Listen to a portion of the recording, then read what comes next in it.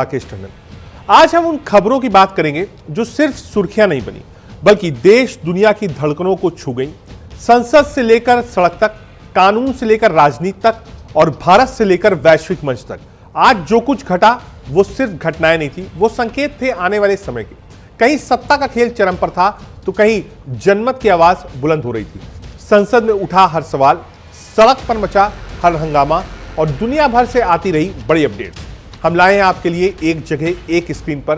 तो आइए शुरू करते हैं आज की 5 बड़ी खबरों की गहराई से विश्लेषण। लेकिन एक बात तय है, यहां सिर्फ खबरें नहीं मिलेंगी, मिलेंगे सवालों के जवाब और सच्चाई की वो झलक जो अक्सर शोर में दब जाती है। क्यों संसद में आज फिर उठा सियासी तूफान? क्या स्पोर्ट्स बिल बन पाएगा कानून? किसने की कूटनीति की चाल और किस फैसले से हिल गया सोशल मीडिया? हर पहलू, हर खबर, हर एंगल। तो बने रहिए हमारे साथ क्योंकि आज की खबरें नहीं, आज की दिशा तय हो रही।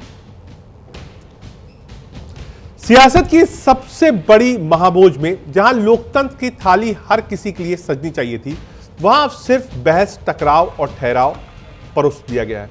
संसद का मॉनसून सत्र चल रहा है लेकिन यहां कानून नहीं बन रहे, बहसें नहीं हो पा रही हैं। एक हंगामा, एक राजनीतिक युद्ध जो ना रुक रहा है ना सुलझ रहा है। आज मॉनसून सत्र का 11वां दिन था लेकिन लोकसभा का कार्रवाई फिर से ठप हो गई।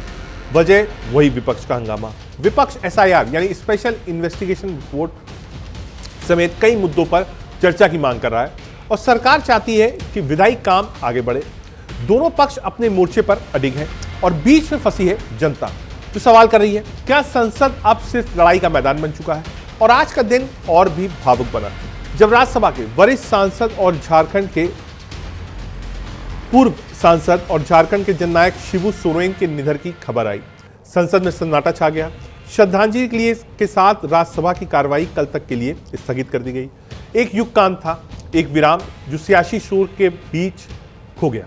अब सवाल यह है, 10 दिन के हंगामे और आज की स्थगन के बाद क्या सरकार और विपक्ष किसी एक मंच पर आएंगे? क्या आम जनता के मुद्दों पर भी संसद में शांति से बहस होगी या फिर लोकतंत्र का ये मंदिर यूं ही हर दिन अपनी गरिमा खोता जाएगा? बात कर रहे हैं स्पोर्ट्स बिल की। कहते हैं खेल से जुड़ती है सिर्फ बॉडी नहीं, जुड़ता है एक देश की स्पिरिट, उसकी यूनिटी और उसकी उम्मीद। लेकिन जब संसद में खेलों से जुड़ा बिल भी हंगामे की भेंट चढ़ जाए तो समझिए खेल का मैदान अब राजनीति के पाले में। आज संसद के मॉनसून सत्र में होने वाला था एक गेम चेंजिंग मूवमेंट। जी हां, लोकसभा में आज स्पोर्ट्स बिल पास होना था, एक ऐसा बिल जो भारत के खेल ढांचे में क्रांति ला सकता है। लेकिन विपक्ष के लगातार हंगामे के चलते संसद की कार्रवाई फिर से स्थगित हो गई और यह मौका भी निकल गया हाथ से। अब जरा सोचिए, जहां एक और देश ओलंपिक्स की तैयारी में जुटा है, वहीं संसद में खेल नीति पर चर्चा तक नहीं हो पा रही है।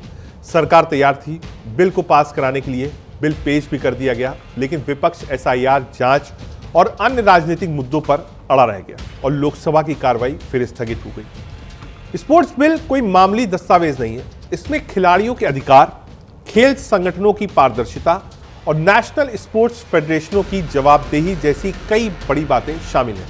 लेकिन ये बिल आज की राजनीति का कोलैटरल डैमेज बन गया। सवाल उठता है, क्या संसद अब नीति निर्माण का मंच है या सिर्फ राजनीतिक ड्रामे का अखाड़ा? क्या हमारे खिलाड़ियों के भविष्य से भी बड़ी हो गई ये सत्ता की लड़ाई? लेकिन हम आपको बताएंगे कि इस स्पोर्ट्स बिल में क्या क्या खास है, क्या ये भारत के खेल तंत्र के लिए बेहद जरूरी है और कैसे बार बार की स्थगन का नुकसान सिर्फ सदन नहीं, खेल को भी हो रहा है। ना सिर्फ खेलों में बल्कि लोकतंत्र के खेल में भी हो रहा है।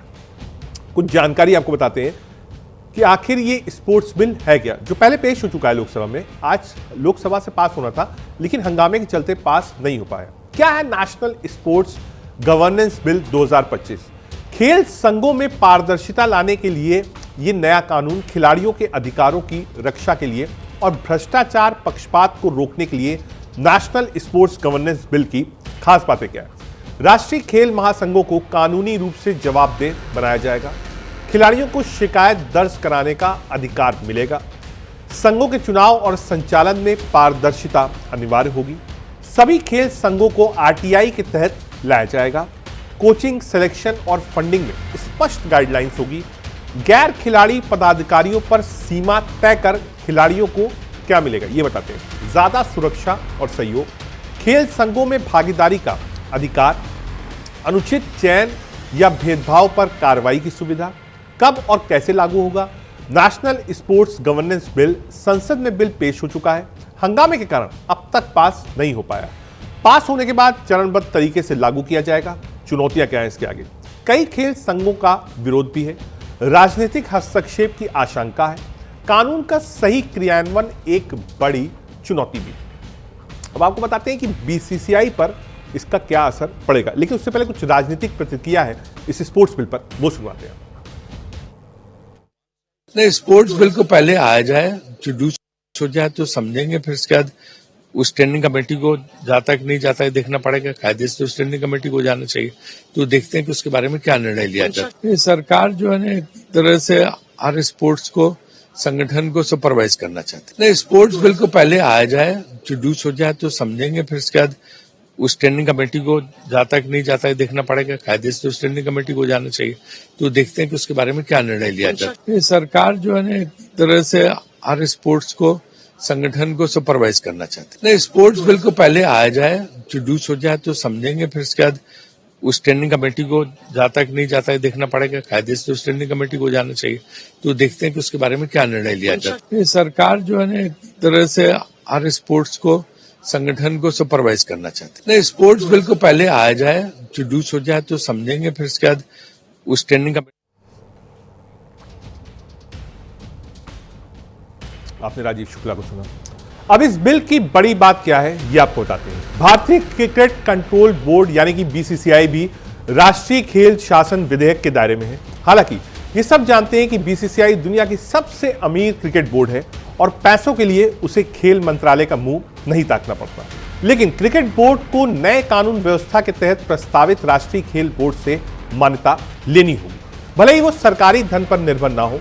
इसका एक असर आने वाले दिनों में यह भी देखने को मिल सकता है कि बीसीसीआई समेत दूसरे खेलों की गवर्निंग बॉडी में महिलाओं की भागीदारी पहले से ज्यादा नजर आएगी। आईओसी जेंडर बराबरी होगी, यानी पुरुष महिला की बराबर की भागीदारी होगी। रियो 2016, टोक्यो 2020 और पेरिस 2024 ओलंपिक्स की तरह लॉस एंजल्स 2028 के ओलंपिक्स खेलों में क्रिकेट समेत दूसरे सभी खेलों में भी पुरुष और महिलाओं की भागीदारी बराबर करने पर फिर से जोर दिया जाएगा। अब खेल प्रशासकों से भी महिलाओं का नंबर बढ़ने वाला है। नए स्पोर्ट्स बिल के मुताबिक राष्ट्रीय खेल बॉडी यानी एनएसबी की नियुक्ति को लेकर खेल संघों के मन में सवाल जरूर हो सकते हैं। ये एक तरह का कंट्रोल मैकेनिज्म भी नजर आता है। इसकी नियुक्ति पूरी तरह से केंद्र सरकार द्वारा की जाएगी। एनएसबी के पास खेल संघों की मान्यता देने और निलंबित करने का अधिकार होगा। ये बॉडी फेडरेशन चुनावी गड़बड़ियां, वित्तीय अनियमितताओं को लेकर भी फैसले ले सकेगी। प्रस्तावित राष्ट्रीय खेल बोर्ड में एक अध्यक्ष होगा और इसके सदस्यों की नियुक्ति केंद्र सरकार द्वारा की जाएगी। बता दें, बीसीसीआई खेल संघ की ऑटोनॉमस बॉडी है। विधेयक ने प्रशासकों की आय सीमा के मुद्दे पर छूट भी दी है। कुछ राजनीतिक प्रतिक्रियाएं इस पर सुनाते हैं। पार्लियामेंट सेशन का तीसरी सप्ताह का आज आरंभ में ही फिर से विपक्ष के हमारे साथियों ने हाउस डिस्टर्ब किया, फिर चलने नहीं दिया। आज बहुत ही महत्वपूर्ण नेशनल स्पोर्ट्स गवर्नेंस बिल और national anti doping amendment bill, दो बिल को एक साथ मिलकर के चर्चा करने के लिए तय किया गया था और 2 दिन चर्चा करने के लिए सबने कहा कि स्पोर्ट्स का मामला है, हमारा देश के लिए जो खिलाड़ी है उनके लिए और खेल को आगे बढ़ाना सब चाहते हैं। खेल और खिलाड़ी के लिए महत्वपूर्ण बिल चर्चा करना था, लेकिन इसको भी डिस्टर्ब किया। फिर भी हम लोग ने जबरदस्ती पारित नहीं किया। हम लोग फिर से कल रिक्वेस्ट करेंगे। हम नहीं चाहते कि स्पोर्ट्स जैसे महत्वपूर्ण बिल बिना चर्चा के पारित हो। अब आपको बताते हैं कौन कौन सी फेडरेशंस इसमें शामिल होगी। बीसीसीआई यानी भारतीय क्रिकेट कंट्रोल बोर्ड इसके अधीन हो जाएगी।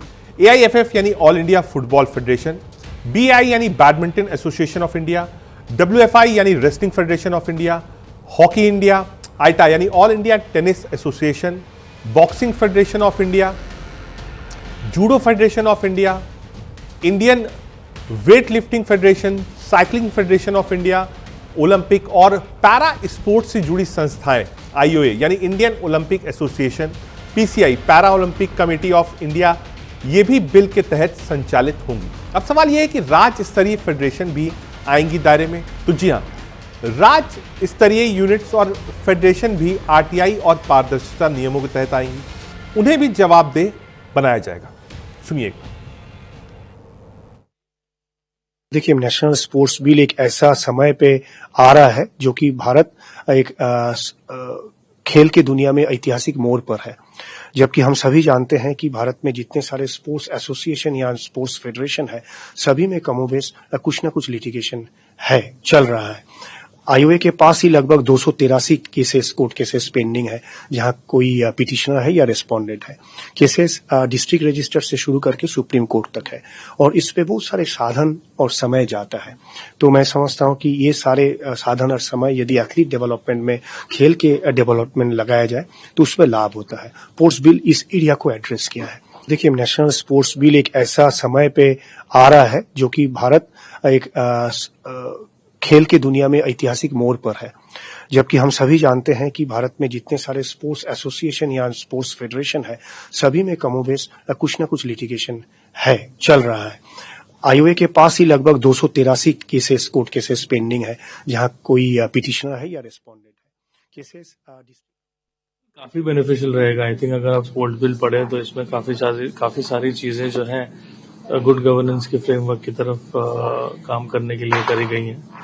और आई थिंक इससे हमारे एथलीट्स का, खास करके क्योंकि मैं 30 साल का करियर रहा है मेरा एज एन एथलीट, तो from N athletes perspective I think काफी अच्छे इसमें रिफॉर्म्स करे गए हैं विच आर एथलीट सेंट्रिक।